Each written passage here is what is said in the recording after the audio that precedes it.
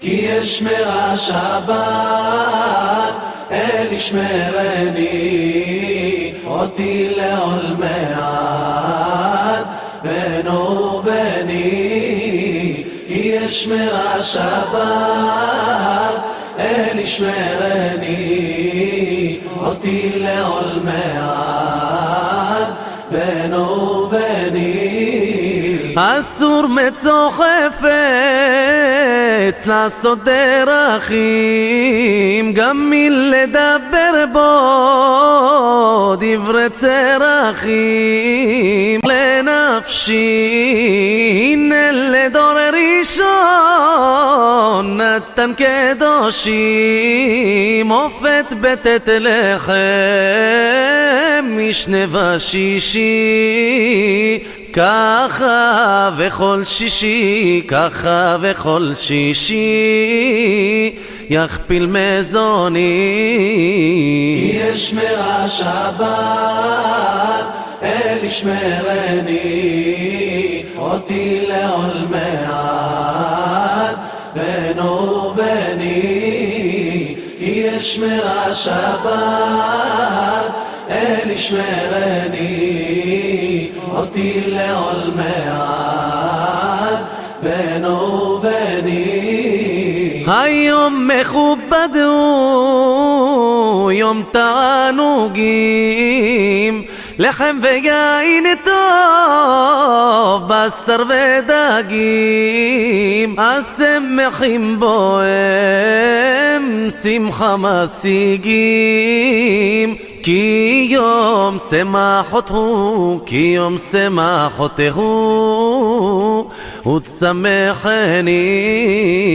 כי ישמרה שבת, אל ישמרני, אותי לעולמי עד, בנו ובני. כי ישמרה שבת, אל ישמרני, אותי לעולמי עד, בנו ובני. Qui est Shmira Shabbat, un chant du Shabbat bien connu et bien réputé. Alors je sais que la question qui revient souvent pendant cette période, c'est souvent la question que la plupart des gens se posent. Alors à partir de quand on ne peut pas manger de la viande, jusqu'à quand on ne peut pas manger de la viande. D'abord il faut se poser la question de pourquoi ne pas manger de viande pendant cette période. Il faut savoir que d'après le din de la Gemara, l'interdiction de manger de la viande, c'est le dernier repas avant le jeûne, ce qu'on appelle Seuda Mafseket, qui cette année n'aura pas les lois de Seuda Mafseket. Seuda Mafseket, c'est le dernier repas avant le jeûne, où on ne doit pas avoir deux plats, on mange par terre, et puis là on n'a pas le droit de manger de viande. Mais cette année, comme le dernier repas avant le jeûne sera Shabbat, donc, et que Shabbat, il n'y a pas de manifestation de jeûne, donc Shabbat, eh bien, on pourra la Seuda Shlichit, qui sera le dernier repas avant le jeûne, qu'on devra finir avant le coucher du soleil, bien évidemment. Mais il n'y aura pas de restriction, on pourra manger plusieurs plats, on pourra manger de la viande, on pourra, il n'y a pas de problème sur cette question. Mais fondamentalement, c'est ça.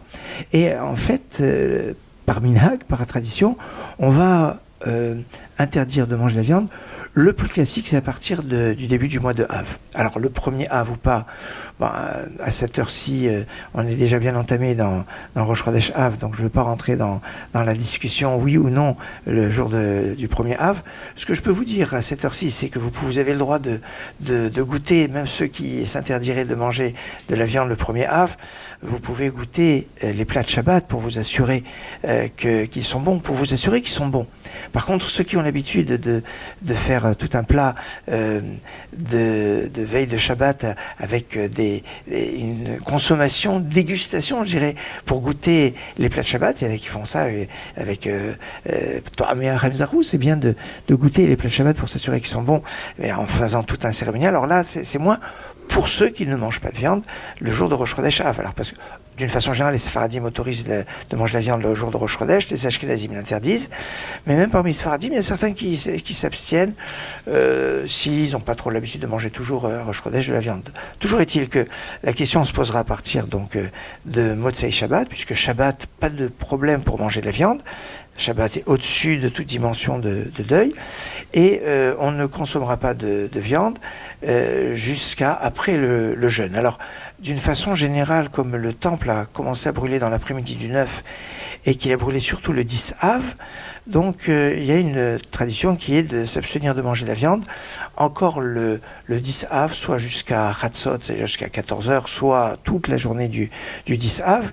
Mais cette année, il n'y aura pas aussi cette problématique, puisque le jeûne va tomber Shabbat, donc on va jeûner pas le 9 Av, donc le jour du Shabbat, donc on va jeûner le 10. Donc finalement, le 10 qui était impacté sur l'interdiction de manger la viande n'aura pas cette incidence, puisque de toute façon ce sera jour de jeûne. Donc il n'y aura pas donc cette restriction.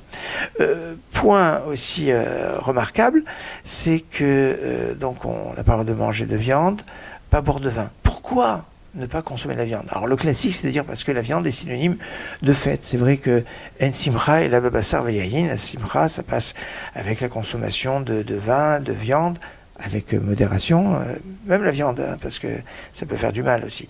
Enfin, ça va être avec certaines restrictions, mais ça va être lié à la viande. Mais dans l'absolu, c'est pas si évident que ça. Pourquoi? Parce qu'il faut savoir que fondamentalement, une personne qui est en deuil n'est pas interdite de consommer de la viande. Alors, l'interdiction de consommer de la viande, d'après toutes les traditions, c'est surtout depuis le décès, quand on parle d'un deuil, hein, depuis le décès d'un proche jusqu'à l'enterrement. Là, période qu'on appelle Onen, on n'a pas le droit de consommer de la viande et de boire du vin. Mais après l'enterrement, bien c'est une tradition dans le rite séfarade de ne pas consommer de viande. Dans la tradition ashkénaze, il n'y a pas cette restriction. La tradition ashkénaze autorise de consommer de la viande même pendant les 7 jours de deuil. Mais dans la tradition séfarade, on s'abstient de manger de la viande pendant les 7 jours de deuil. Mais en fait, le principe de s'interdire de consommer de la viande, c'est pas seulement lié à la fête ou à la simcha, mais c'est plus lié au korbanot, au sacrifice. C'est parce qu'il n'y a plus de korbanot, il n'y a plus de sacrifice, que on s'interdit de dire, bon bah, pas de sacrifice, donc moi je mange pas de viande. C'est dans ce sens. Et si c'est cet esprit-là, alors il serait logique de s'abstenir de manger de la viande depuis le 17 Tammuz. Pourquoi le 17 Tammuz? Parce que c'est le jour où le korban atami, le sacrifice perpétuel, a cessé d'être apporté. Donc ce serait logique. Maintenant, même si cette opinion est rapportée dans le Shulchan Aruch et que certains Mekoubalim, certains kabbalistes agissent de cette façon-là, l'usage le plus commun n'est pas de retenir cette restriction, mais d'autoriser de manger la viande encore après le 17 Tammuz jusqu'au 1er Av. Et à partir du 1er Av, de là d'avoir cette interdiction. Dans cette interdiction, il y a aussi des traditions qui vont autoriser certaines choses. Par exemple, on connaît dans la tradition tunisienne d'autoriser de manger des merguez, parce que c'est de la vieille viande. Alors c'est vrai, c'est dans l'esprit qu'on vient de développer, dans le sens où, si c'est lié au korbanot, au sacrifice, les sacrifices sont mangés en général en 1 ou 2 jours. Et donc, au-delà de 3 jours, ça peut pas ressembler à une viande de sacrifice. C'est pour ça que des traditions ont autorisé par exemple, dans des communautés d'Afrique du Nord, il y avait la klia, la vieille viande comme ça qui était autorisée de consommation. C'était une autorisation, mais pas une obligation. Des fois, on entend des personnes qui disent on a la tradition de manger merguez pendant la semaine de Tisha B'Av. Non, c'est pas une tradition, c'est pas une obligation de manger des merguez pendant la semaine de Tisha B'Av. Au contraire, si on s'en abstient, c'est mieux. C'est marqué dans les textes que c'est une tolérance qui a été, parce que certains n'avaient pas beaucoup d'autres choses à manger, suivant les goûts, certains ont du mal avec les mets lactés, d'autres n'ont pas toujours facilement accès au poisson, bien que, par exemple, en Tunisie, avec le poisson, ça marche bien. Donc c'est pas vraiment un problème de ce côté-là. Toujours est-il qu'il n'y a pas une obligation de consommer des merguez pendant la semaine de Tisha B'Av. Je le dis parce que on entend souvent, c'est la tradition c'est comme la tradition de consommer du riz à Pessah. Alors, bien sûr que c'est pas que les Tunisiens, au passage. L'autorisation du riz, on le retrouve aussi chez les Babyloniens, chez la plupart des Sfaradim en Israël autorisent de consommer le riz. Les Tunisiens, maintenant en Afrique du Nord, les Marocains, une partie de l'Algérie s'interdisent de manger du riz à Pessah. Non, c'est autorisation ou interdiction. Et il s'agit pas de dire il faut manger du riz parce qu'il y a une mitzvah de manger du riz. Non, à Pessah. Faut reprendre les choses, c'est une tolérance. Un autre aspect qui est aussi important, c'est que certains autorisent de consommer les restes du Shabbat à la sortie de Shabbat. Oui, c'est possible. Oui, parce qu'après tout, c'était autorisé à la base, donc on pourrait les manger à la sortie de Shabbat. Celui qui mange toujours à la sortie de Shabbat un mets de viande, les mets de viande pour accompagner la reine Shabbat, il pourra le faire. Maintenant, si on n'a pas l'habitude de le faire chaque Motzei Shabbat, bon, c'est pas idéal. Et on pourrait dire que quand il y a eu cette autorisation, c'est parce qu'il y avait des problématiques de conserver ces plats de viande jusqu'à après Tisha B'Av. Et c'est pour ça que vaut mieux au moins les consommer à la sortie de Shabbat. Maintenant, aujourd'hui, on a des moyens de conservation qui sont assez faciles, comme les congélateurs, les frigos, etc.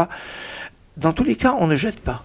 Jeter c'est baltachrit, ça s'appelle gaspiller les choses, et ça, c'est interdit. Alors même si vous avez de la viande d'avant Tisha B'Av dans le congélateur, et des fois les gens posent la question, est-ce qu'après Tisha B'Av, on a le droit d'utiliser cette viande? Bien sûr. Bien sûr, il n'y a pas de problématique sur le fait de consommer de la viande qui a passé Tisha B'Av. On ne consomme pas de viande pendant la semaine de Tisha B'Av, point barre. Maintenant, quand c'est Shabbat ou quand il va nous rester de la viande de cette période, eh bien évidemment, on pourra la consommer après Shabbat. Voilà donc quelques points. Alors, à propos de la consommation de vin, certains n'ont pas pris l'interdiction de consommer du vin et certains autorisent. L'usage le plus classique est d'interdire aussi la consommation de vin, mais pas d'alcool, avec modération toujours. Mais enfin, cette interdiction, c'est le vin au jus de raisin. Alors pour la Havdalah, l'usage le plus classique est d'autoriser de prendre du vin pour la Havdalah, ce Motzei Shabbat, j'entends, pour sortir de ce Shabbat où on sera déjà dans les jours donc de la semaine de Tisha B'Av. Même si c'est pas vraiment les lois de Shavua Shechalbo, la semaine où tombe Tisha B'Av, bien qu'il y ait un débat sur la question, la halakha dans le rite séfarade est de retenir qu'il n'y a pas la Shavua Shechalbo, la semaine où tombe Tisha B'Av, dans une configuration comme cette année où Tisha B'Av tombe Shabbat et il est repoussé au dimanche. Dans le rite Ashkenaz, même si la plupart des interdictions commencent à partir du 1er Av et pas dans la semaine où tombe Tisha B'Av, il y a, quand on voit la finesse dans les textes, il y a un principe aussi de Shavua Shechalbo. Et dans le rite Ashkenaz, il y aurait une tendance à considérer qu'il y a la semaine où tombe Tisha B'Av. Toujours est-il que concernant l'interdiction de manger de la viande, de boire du vin, c'est pas lié avec Shavua Shechalbo, même si certains s'interdisent seulement dans la semaine de Tisha B'Av, mais l'usage le plus classique est d'interdire depuis le début du mois de Av. Et donc, par voie de conséquence, à la sortie de Shabbat, comment on fait l'Havdalah? Alors, le classique, chez pratiquement tous les Sfaradim et une partie des Ashkenazim, est de dire, c'est l'Havdalah, on a le droit de la faire sur du vin. Certains disent, on va le faire plutôt sur du jus de raisin pour marquer le coup. Certains Ashkenazim vont dire, non, on ne peut pas consommer le vin, et alors, éventuellement, on fera sur du jus de raisin et on pourra donner à boire à un enfant. Certains le font comme ça. Et puis vous avez ceux qui disent on enlève le vin pour l'Havdalah et on fait la Havdalah sur la bière qui ne pose pas de problème à être consommée pendant la semaine de Tisha B'Av. Donc certains Ashkenazim font sur la bière. Mais l'usage le plus classique est de dire l'Havdalah on garde et on la fait sur le vin sans problème. Je parle pour ce Motzei Shabbat. Le prochain Motzei Shabbat à la sortie de Shabbat Devarim la semaine prochaine, sauf pour les personnes qui sont malades, qui sont obligées de manger le jour de Tisha B'Av, alors elles feront la Havdalah avant de manger, mais sinon, quand on va jeûner, on ne peut pas faire la Havdalah. Donc on fera la Havdalah que dimanche soir, à la sortie du jeûne, à la nuit tombée, même si on aura fait Arvit alors qu'il fait encore jour, etc., dimanche pour la fin du jeûne, on attendra l'horaire de la fin du jeûne, et à l'horaire de la fin du jeûne, on cassera le jeûne avec la cérémonie de Havdalah pour séparer du Shabbat vers les jours de semaine, puisqu'on n'aura pas pu la faire samedi soir, puisque samedi soir, le jeûne du 9 Av aura déjà commencé. C'est le seul soir à retenir, c'est le seul soir de l'année où il n'y a pas de repas, du 4e repas de Shabbat. Et ça, c'est très très intéressant cet aspect-là, parce que même les autres repas du Shabbat, du vendredi soir, du samedi midi ou du samedi après-midi, quand Kippour tombe Shabbat, eh bien ils sont annulés. Mais le repas de la sortie du Shabbat n'est pas annulé. Et toute l'année, on n'a jamais une annulation du 4e repas qui est la sortie du Shabbat, sauf avec Tisha B'Av. Quand Tisha B'Av tombe Shabbat ou quand il tombe dimanche, parce que les deux configs sont possibles, eh bien, c'est le seul cas où on n'a pas la possibilité de faire le 4e repas, le repas du roi David, le repas où on évoque Élie Hanavi.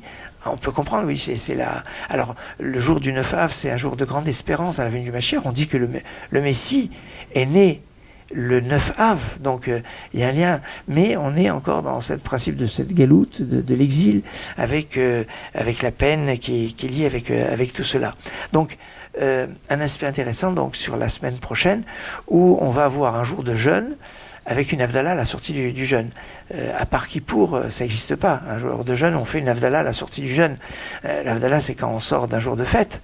D'ailleurs, on fera une Havdalah qui ressemblera au jour de fête, dans la mesure où l'Havdalah qu'on fera dimanche soir, donc la semaine prochaine, à l'issue du jeûne, n'aura pas la bénédiction sur la flamme, parce que la bénédiction sur la flamme se fait que le samedi soir, et on l'aura faite. On fera samedi soir la bénédiction sur la flamme, soit à la maison avant de partir de la maison quand on sera après la sortie du Shabbat, soit à la synagogue avant la lecture de la Megillat Techa. Enfin, la prière sur la flamme, le samedi soir, on peut la faire toute la nuit, de samedi à dimanche. Mais passé ce temps-là, on ne peut plus faire cette bénédiction. Dans le même esprit, la bénédiction sur les aromates, les bessamim, qu'on fait pour rasséréner la neshama par rapport à l'âme supplémentaire qui est partie, on le fera pas. Le jour de Tchab B'Av, c'est pas adéquat, et quand on sera dimanche soir, l'âme supplémentaire est déjà partie depuis longtemps, et donc on fera pas bessamim. Ça veut dire qu'à la sortie du jeûne dimanche soir prochain, quand on fera l'Havdalah, on fera la même Havdalah qu'on fait à la sortie d'un jour de Yom Tov, un jour de fête, qui n'est pas un samedi soir, avec juste la bénédiction de Boré Perek Geffen et la bénédiction de Mavdil Ben Kodesh Lechol. C'est intéressant, parce que finalement le 9 Av est appelé Kara Lai Moed, est appelé un jour de fête, et comme un jour de fête, on fait la Havdalah avec juste le vin et la Havdalah. Remarquable cet aspect-là. Alors voilà quelques points de halakha, à la fois sur la consommation de vin, de viande pendant ces jours-ci, et par voie de conséquence, on a fait une petite extension par rapport à la célébration de la Havdalah, donc ce Motzei Shabbat, et ce Motzei Shabbat, on fera tout, la totale, avec la prière sur les bessamim, la prière sur le feu. Il n'y a aucune raison d'enlever quoi que ce soit. Mais par contre, la semaine d'après, où on sera le jour du jeûne du 9 Av, il n'y aura pas, donc ce sera, comme on a dit, au niveau du mode opératoire. Allez, on va faire un peu dans le rite constantinois, les Mifsa al-Rifta, un texte écrit par le Harizal, dont la Elula sera cette semaine, et ça fait partie des chants du Shabbat, et on a l'habitude de chanter entre la Netzila et avant de faire le Motzi. Ça, c'est le Mifsa al-Rifta, Hervé Benjamin Ouzi. Le Mifsa al-Rifta, Kezeita uverata, terreno dinata, setiminu frishin, משזיתה דחיה, דתחנין רחיה, ונגינה חדיה, בגבה בלשין. הלנה מרזין ומילין דיגניזין דלתון מתחזין תמירינו כבישין התחתרת קלה ברזין דרעלה בגוה הילולה דעירין קדישין. On va avoir quelques petites réflexions maintenant par rapport à la paracha. Je ne vais pas donner vraiment beaucoup de divrei Torah. On a parlé de halakha, on a parlé de la période. Et quand on voit le mot matot, qui est le nom de la première paracha, matot qui veut dire les tribus, mais qui veut dire aussi un bâton, parce que les tribus étaient réunies autour de bâtons où il y avait les dégalim, il y avait leur drapeau. Mais même tête hé, ça a aussi une signification de lier de mita, de lit. Alors, quel lien il peut y avoir entre un lit, mita, maté, un bâton, une branche, et une tribu? Eh bien, on peut trouver ce lien dans le lit, les relations conjugales s'appellent Tashmish Amita, et c'est là où il va avoir eh bien la conception des enfants. Les enfants, c'est le prolongement des parents, sont les branches qui viennent de l'arbre des parents. Donc Mita, Maté, le bâton qui va donner la descendance, la tribu avec les descendants. Voilà, il y a cet aspect-là qu'on peut lire dans le titre de Matot. Matot, Masré, ce sont les pérégrinations, ce sont les étapes, 42 étapes que les enfants d'Israël vont passer pendant les 38 ans, on va dire, puisque c'est surtout par les 40 ans d'exil. Et on pourrait dire que c'est le lien aussi avec tous les exils que les enfants d'Israël vont traverser. L'exil dû aux fautes des explorateurs, faute du veau d'or, et puis la vente de Yosef. C'est les 3 points. Alors c'est intéressant parce que les explorateurs, c'est Meraglim, c'est Mem, le Hegel, le veau d'or, c'est Aïn, et la vente de Yosef, c'est Yud Yosef. Et c'est quoi? C'est les Sibot, les raisons. Alors Sibot, sa mère, Mem, Aïn et Yud, ça fait Masré. Le Masré, donc, donne les raisons de la galoute, de l'exil. Eh bien, ça pourrait être lié au veau d'or, aux explorateurs et à la vente de Yosef, avec la haine des frères, etc. On a parlé tout à l'heure. Il y a un autre aspect qui peut être remarquable aussi dans cette paracha, c'est qu'on nous parle des 6 villes de refuge. Shesh Arei Miklat, c'est ville de refuge pour celui qui est tué par inadvertance. Quelque part, c'est le lieu de la réflexion, de la reprise de conscience qu'on doit avoir, cette prise de conscience qu'on a à travers la Tefila. D'ailleurs, c'est intéressant, Shesh Arei Miklat, les initiales de Shesh Arei Miklat, 6, Shisha Arei Miklat, les 6 villes de refuge, les initiales de Shin, Ayin, Mem, c'est les mêmes que Shema. Shema, parce que le schéma Israël qui est composé de 6 lettres, c'est intéressant cet aspect des 6 lettres, comme les 6 villes de refuge, et après dans le premier paragraphe on a 42 mots comme les 42 villes de Lévi'im qui servaient aussi, des Lévites qui servaient aussi de villes de refuge.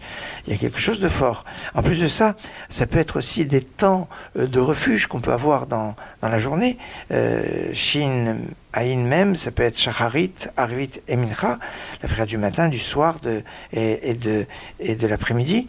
Alors vous allez me dire, il n'y en a que 3, Shacharit, Mincha, Arvit. Oui, mais remarquez qu'à Shacharit et à Mincha, on fait une Chazara, on fait une répétition de l'Amida, et donc ça fait 2 en plus. Et en répétition, je dirais, de Arvit, il n'y a pas de répétition de l'Amida, mais il y a une répétition du schéma. Avant de rentrer dormir, on fait Kriyat Shema à l'Amida. Et donc, à travers le schéma, avant de rentrer se coucher, on a aussi une sorte de répétition, de reprise de Arvit. Et donc là, on a finalement 6 temps. 6 temps liés dans la prière, à travers donc la prière du matin plus sa répétition, prière d'après-midi plus sa répétition, la prière de Harvit plus le schéma avant de rentrer se coucher. Voilà quelques points que je voulais partager avec vous sur la paracha Matot, et sur cette période, sur le principe fondamental de l'unité qui doit se cultiver, qui doit se construire pendant cette période de Bein HaMetzarim. On lira ce Shabbat la deuxième Haftarah des Puranuta, c'est le Shabbat de Louis. C'est la parole, la semaine dernière c'était d'Ivrei Yirmiyahu, les paroles de Yirmiyahu, c'était la parole. Cette semaine c'est Shim'ou, écoutez, c'est Louis, alors que la semaine prochaine la Haftarah sera la Haftarah de Isaïe, Chazon sera la vision. Et ce Shabbat, on est dans cette dimension de Louis, de Shema. Shema, tiens, comme Shesh Arei Miklat, comme on vient de l'évoquer et de le développer à travers les 6 villes de refuge. Un programme d'unité, un programme d'études, un programme d'amour gratuit, un programme pour chasser la haine gratuite, un programme de sainteté et de construction pour la construction du 3e temple, Bezrat Hashem. Shabbat Shalom, Git Shabbos, Shabbat Shalom, Umevorach, Chodesh Tov, Umevorach, Agit Chodesh, bon mois de Av.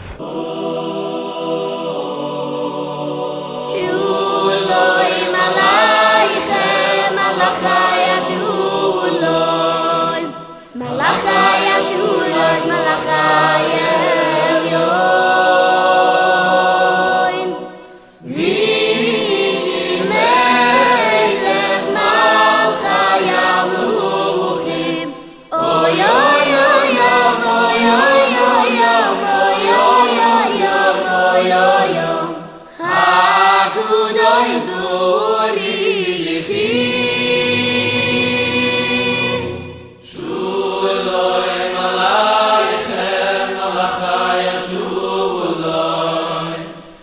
Malachai Ashurais Malachai Elyon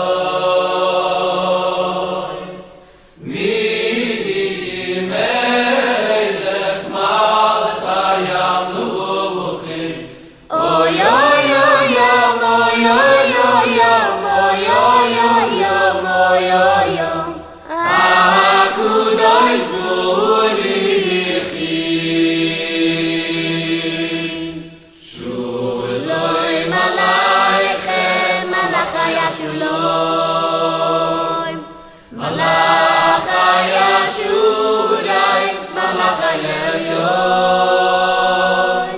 Mi Melech Malachai Amluchim, HaKadosh Baruch Oy V'yachem L'shuloi Malachai Ashurai Oy Malachai Ashurais Malachai Elyon Oy V'melech Malachai Amluchim